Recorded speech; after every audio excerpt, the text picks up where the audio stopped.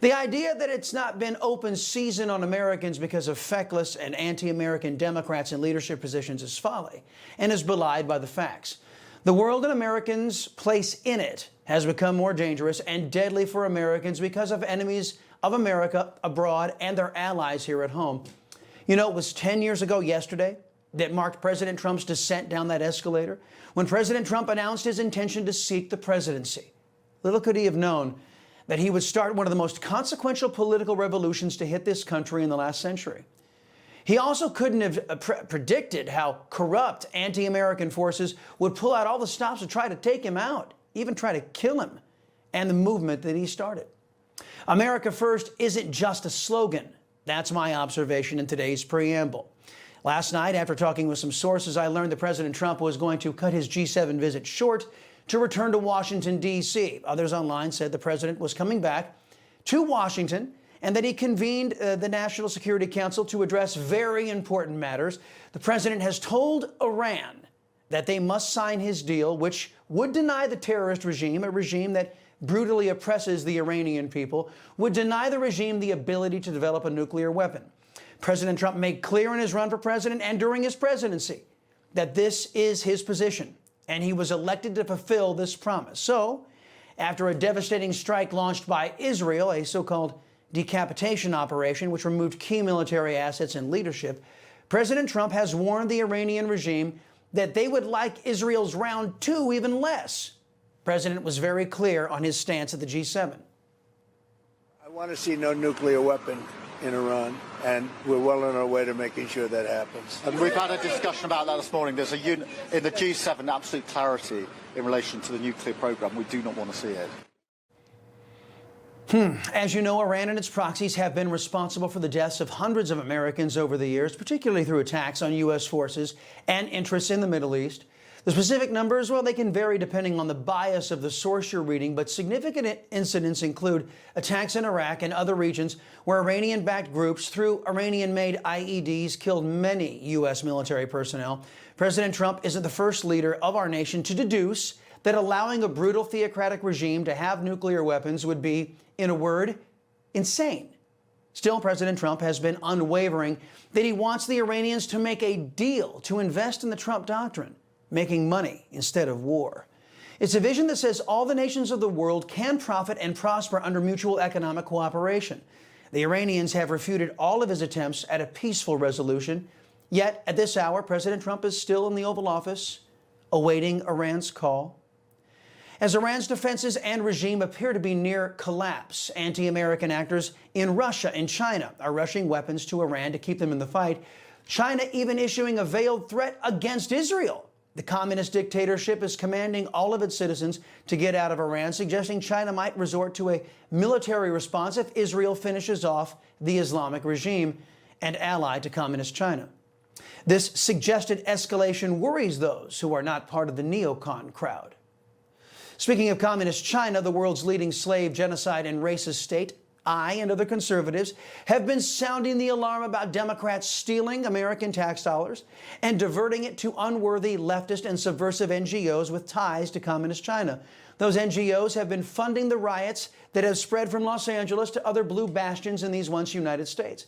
As Peter Schweitzer notes in his book, Blood Money, the filthy communist government of China has been involved in unrestricted warfare against the U.S. for decades, a war many of our politicians refuse to acknowledge, much less protect us from.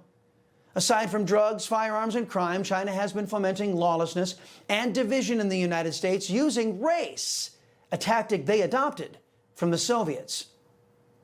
A book that I think ought to be in every home library. It's entitled Color, Communism, and Common Sense by Manning Johnson. And he was also a member of the Communist Party. He joined the party as a young man because he honestly believed that the communists were trying to improve the conditions of his people. He was a dedicated communist. But after many years, Manning Johnson finally came to the realization that the communists weren't the least bit interested in improving the conditions of his people. He discovered that instead they were merely planning to use his people, and these are his words, to use them as cannon fodder in a bloody revolution to destroy America.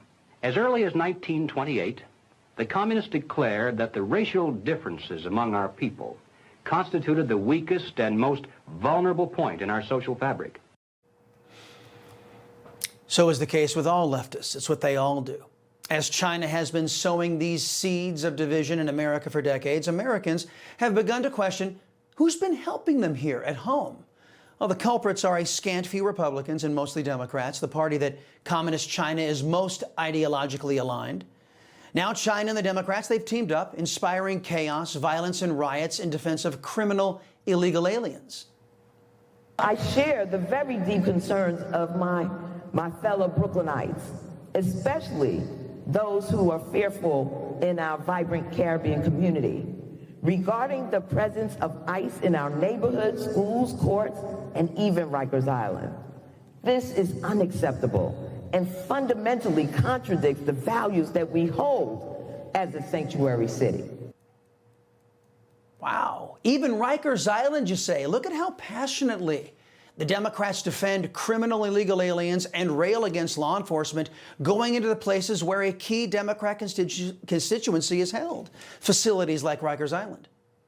And let there be no misunderstanding, the Democrats are passionate about illegal alien criminals and citizens of other countries. Since January, I have led and signed 50-plus congressional letters on immigration to the administration addressing the following range of issues: maintaining and extending, redesignating TPS for Haiti, Venezuela, and other countries. I've written letters on the wrongful deportations, oversight of DHS detention facilities, opposing family detention, alarming enforcement actions at immigration courts, the Trump travel ban 2.0, and the economic impact of immigration-related executive orders. Wow. More than 50 letters on behalf of illegal alien criminals, on behalf of foreign nationals and terrorists. Hey, do you know what's missing from her list? Americans. There are forces out there that want to keep America divided against itself and our allies. These forces will try to convince you that their lawless, divisive, violent prescriptions are normal and okay. They will say that allowing terrorists to have nukes, completely harmless. They will say that nothing bad will come about by giving our money to leftists. But as the good book says in Isaiah, woe to you who call evil good and good evil, who substitute darkness for light and light for darkness, who exchange bitter for sweet and sweet for bitter, end quote. It's time Americans came together. It's time we woke up. It's time we recognized the enemy from within. And it's time we made sure they have no more power to aid our enemies, no more power to harm this nation. You know, folks, I thank God for my wonderful wife, my kids, my country, the greatest nation ever. And Americans like you who believe in the truth, the Chris Salcedo Show will never stop fighting for you. The Chris Salcedo Show, for the news you need to know.